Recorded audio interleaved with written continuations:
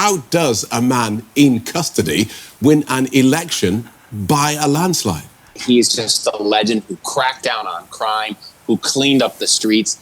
They will tell you that before he came into office as mayor, there was just so much drugs and crime all over the city that he took the drug lords on directly and cleaned up the streets. Hello mga kadonatics, alam naman natin na internationally ang nakatutok sa Philippine election. Just because may prominent persons tayo like the Dutertes and of course the villain, the BBM, the administration right now mga kadonatics. At ngayon, mas lalo pang sumikat si Tatay Digong, si dating Pangulong Rodrigo, nung nanalo siya pagka-mayor sa Davao City in a landslide.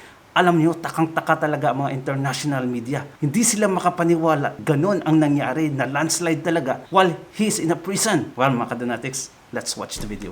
Eto. Out of the Philippines, where former President Rodrigo Duterte has been elected mayor in his home city of Davao, despite being in custody at the International Criminal Court in The Hague. The Davao Election Board says Mr. Duterte won more than 8 times as many votes as his closest rival. He was the city's mayor for 2 decades before becoming president in 2016. The International Criminal Court issued an arrest warrant against him for crimes against humanity, following his brutal war on drugs, which left thousands dead. He's currently awaiting trial. Eto mga kadonatics, I like this journalist mga kadonatics because he was asking the real question talaga. At ito namang isa na naka-earset, I like his answers too. Kasi doon lang talaga sila sa reality. Walang mga halong etchebureche, walang mga flowering words na kagaya ng mga politicians natin mga kadonatics. Kaya let's continue. We get more from journalist Dave Grunebaum, who joins us from the Philippines capital, Manila. Welcome, Dave. So how does a man in custody win an election by a landslide? Grabe yung tanong niya, di ba? yung facial expression mo talaga, nakikita mo sa kanya na hindi siya makapaniwala na nanalo si Tatay Digong. Well, to his supporters back in his hometown, Davao City, he's just a legend who cracked down on crime, who cleaned up the streets. They will tell you that before he came into office as mayor, there was just so much drugs and crime all over the city that he took the drug lords on directly and cleaned up the streets. Wait, diba? Grabe. Yung totoo lang talaga yung sinasabi niya. Hindi kagaya ng mga media natin, mga kadonatics, yung mga detractors natin sa Pilipinas. Sugarcoating yung mga sinasabi nila. Minsan, mga exaggeration talaga. Never mong nakita na ganito yung mga sinasabi ng mga detractors. Bakit mga kadonatics? Jealousy is the type of sin that is also deadly mga kadonatics. Ganyan yung mga politicians sa Pilipinas. Let's go. That's why they love him. But obviously, to his detractors, he's a cold-blooded killer. But in Davao City, they absolutely love him. And they came out in droves to show that support for him. As you said, he won by an 8-1 margin over his closest competitor. And the people down there, they're coming out to show not only their support for him, but to really send a message to the Marcos family, Ferdinand Marcos Jr., who's the currently president, because the people down in Davao City, they blame him for the fact that that Duterte is now sitting in the International Criminal Court because Marcos Jr., the president, he cleared the path for Duterte to be arrested and extradited. Yes, truly right mga kadonatics. Para sa mga detractors kasi, Tatay Digong is a truly bloody killer. But of course, for the Davaoenos and for the majority of the Filipino people, he's our hero. For some reasons mga kadonatics, hindi sinasabi to ng media. They can even articulate these words mga kadonatics. Hindi talaga nila masabi-sabi kasi grabe talaga ang jealousy sa Pilipinas. Ang lakas kasi ng mga Duterte. Okay, so Duterte being detained by the ICC because of the deaths that followed during his cleanup of the streets. So he's there. Who runs Davao while he's in jail in the Netherlands? Okay, wait mga kadonatics. Pasensya na putol-putol yung video natin. Well, eto mga kadonatics. Isa to sa mga preba na ang Filipino people still love the Dutertes, still love the former president.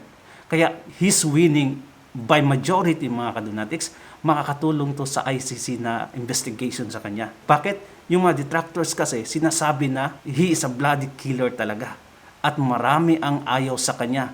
But look at the result of the election. Diba?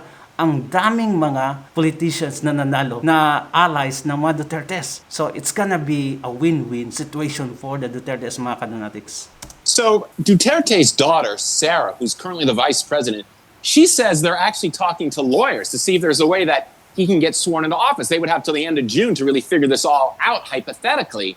So they're talking to lawyers to see, if there's a way he could actually still be mayor while he's in detention in The Hague, thousands of miles away. But I spoke to several political analysts and lawyers here today who tell me there's just no way that's going to happen. That if the Dutertes really tried to make that happen, that it would be challenged in court ahead of time, and that the courts would never allow that to happen. Assuming that's correct, and that would be the case, what happens is that the vice mayor assumes the responsibilities, and that means it would go to Rodrigo Duterte's son, Sebastian, so it would just stay in the family. Okay, really is a family business.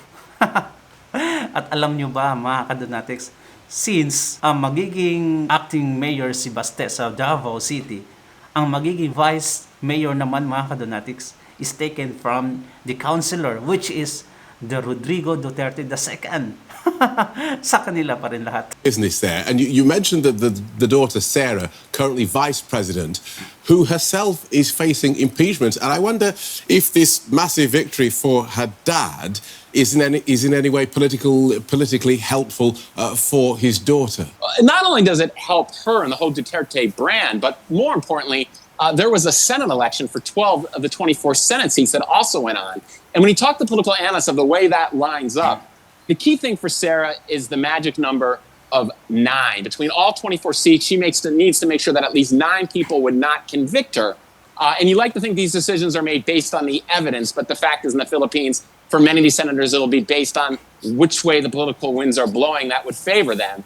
And every analyst I spoke would say that Sarah Duterte has probably achieved that she's now going to have enough people that would vote not to convict her.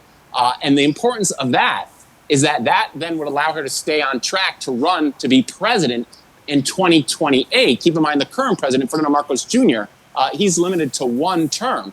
And if Sarah Duterte becomes the next president, Ferdinand Marcos Jr., the current president, would have a lot to be fearful of, because then Sarah Duterte could take revenge on him for clearing the path for her father to end up being sent to the International Criminal Court. Patay talaga.